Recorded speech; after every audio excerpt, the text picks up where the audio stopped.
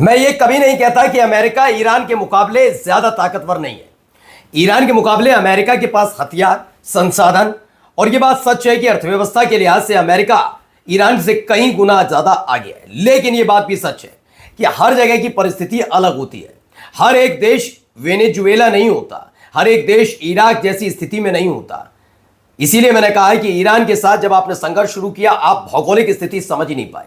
आप समझ ही नहीं पाए कि जब इस पूरे युद्ध में आप अकेले पड़ जाएंगे तो जिन देशों की बदौलत, जिन देशों में बने मिलिट्री कैंप की बदौलत आप इस युद्ध में कूदने जा रहे हैं, वही देश आपका साथ नहीं देंगे। अब इन सब के बीच एक और बड़ा झटका अमेरिका को लग गया।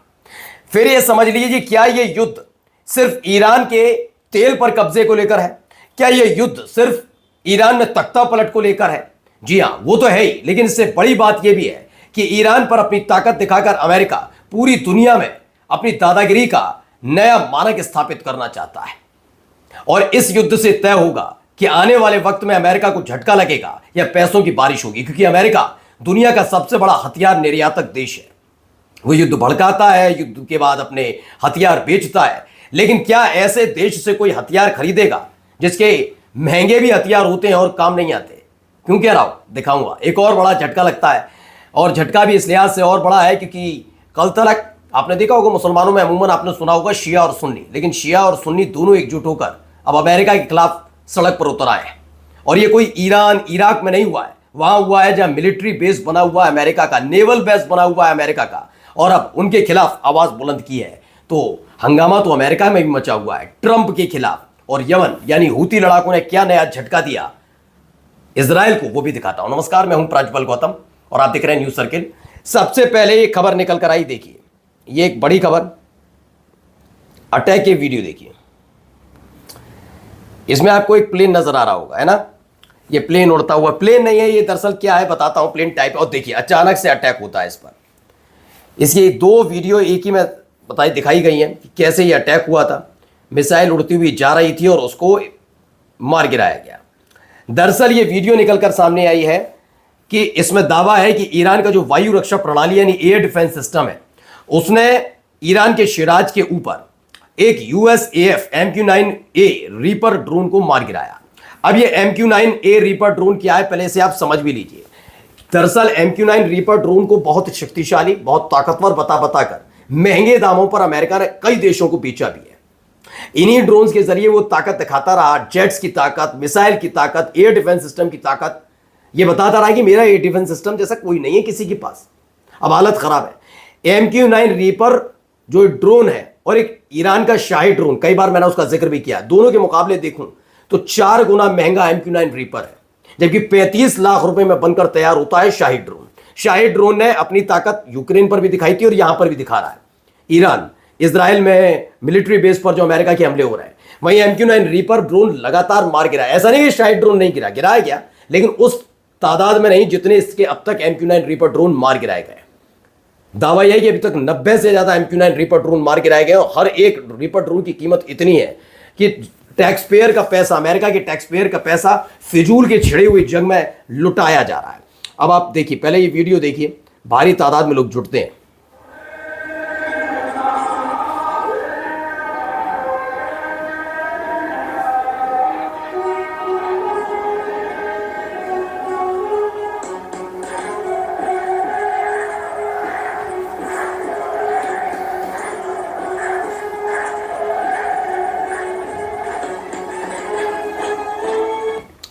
तो भारी तादाद में लोग जुटे हुए नजर आ रहे होंगे। मुस्लिम कंट्री का ही है, लोग अलग अलग तरीके से नारेबाजी भी करते नजर आ रहे हैं और कई होर्डिंग बैनर टाइप के हैं, ये तमाम चीजें नजर आ रही हैं।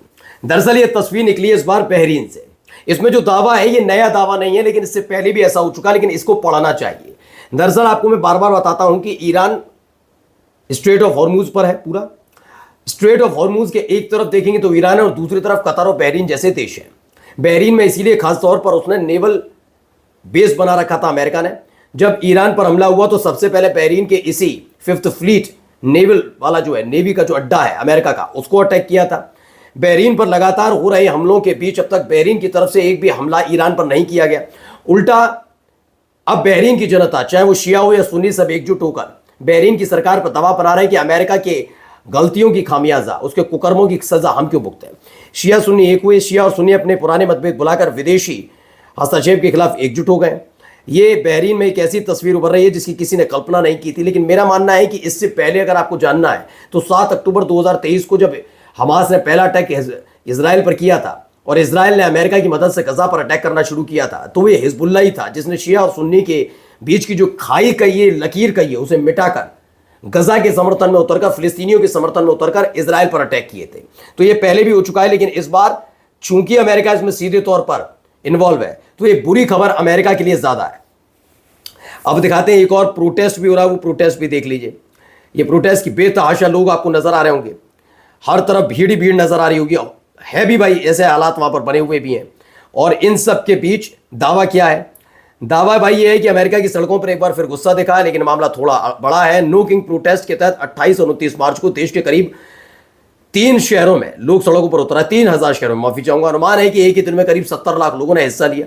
यह संख्या अपने आप में बताती है कि लोगों के भीतर बेचैनी कितनी गहरी है। अगर तुलना करें तो वुमेन्स मार्च में 40 से 50 लाख लोग जुटे, तमाम अलग अलग में, लेकिन ये एक ही दिन में 70 लाख लोग जुटे हैं। और ये सब कुछ डोनाल्ड ट्रंप की जो नीतियां रीतियां हैं उसके खिलाफ है। एक और वीडियो आप देख लीजिए, भारी तादाद में लोग जुटे हुए, हर तरफ भीड़ ही भीड़ नजर आएगी। फिलाडेल्फिया की है, लेकिन ये भी इसलिए और ज्यादा जरूरी हो जाती है फिलाडेल्फिया की ये वीडियो, क्योंकि वहां भारी तादाद में लोग जुटकर विरोध भी कर रहे हैं। केवल फिलाडेल्फिया नहीं है, वॉशिंगटन डीसी चले जाइए, फिलाडेल्फिया चले जाइए, अलग अलग न्यूयॉर्क में भी उतरे। यानी कुल मिलाकर इनकी तादाद कहीं 70 लाख है, कहीं 90 लाख लिखी हुई, लेकिन 50 राज्यों में 3100 से ज्यादा ऐसे इवेंट किए गए थे, खासतौर पर ट्रंप की नीतियों के खिलाफ। तो एक थे नेतन्याहू हैं जो कहते हैं कि भाई हम तो तख्ता पलट चाहते हैं ईरान में, है ना। एक अमेरिका के राष्ट्रपति डोनाल्ड ट्रंप तख्ता पलट चाहते हैं ईरान में। खुद अपने यहाँ देखिए आपके यहाँ के हालात क्या है, आपके खिलाफ जनता उतरी हुई है, सड़क पर उतरी हुई है। अब आते हैं एक और महत्वपूर्ण खबर पर, क्योंकि ये खबर दुनिया में भी हड़कंप मचाने के लिए काफी है। पहले से ही स्ट्रेट ऑफ हॉर्मूज को लेकर ईरान के रुख के बाद हालात ये पैदा हुए दोस्तों कि स्ट्रेट ऑफ हॉर्मूज की वजह से कई शिप रुक गए हैं, एंट्री नहीं दी जा रही। पेट्रोल डीजल के दामों के बढ़ना या पेट्रोल डीजल की किल्लत का जिक्र, गैस का जिक्र हो रहा है कई देशों में, केवल हमारे भारत देश में नहीं, अलग अलग जगह। अब ऐसे में एक और ऐसा हिस्सा बंद होने जा रहा है जहां से ऐसी किल्लत और बढ़ सकती है। खबर कहां की है? इजराइल पर यमन से मिसाइल हमले ने अमेरिका इजराइल ईरान युद्ध का दायरा बढ़ा दिया। इसके बाद अब बाब अल मंदेब स्ट्रेट है को बंद करने की आशंका से दुनिया भर में आर्थिक संकट खड़ा हो गया, जो स्वेज नहर तक पहुंचने का एकमात्र समुद्री रास्ता है। यानी हॉर्मुज स्ट्रेट के बाद एक और समुद्री रास्ता बंद होने जा रहा है। और अगर ऐसा हुआ तो पूरी दुनिया में हाहाकार मचेगा, और हाहाकार मचा तो ये हर कोई जानता है कि इसका जिम्मेदार यमन या ईरान को नहीं बताएगी दुनिया कहेगी ये इजराइल और अमेरिका की गलती थी कि एक देश के ऊपर जबरदस्ती युद्ध थोपा जा रहा था, उसने अपने अधिकार का इस्तेमाल किया, इसमें गलत क्या था। नमस्कार।